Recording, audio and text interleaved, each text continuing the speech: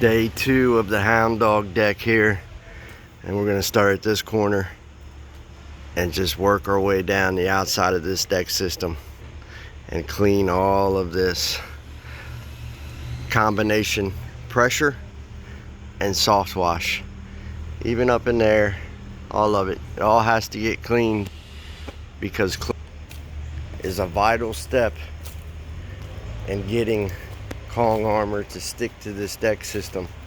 Kong armor has unbelievable adhesion.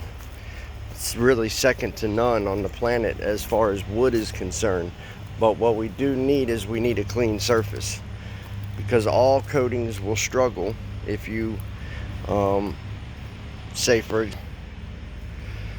coat over something like this, which is mildew growth, which as you can see this deck has a lot of it. So that's what we're up to today here, just trying to get that trying to get the Hound Dog deck clean.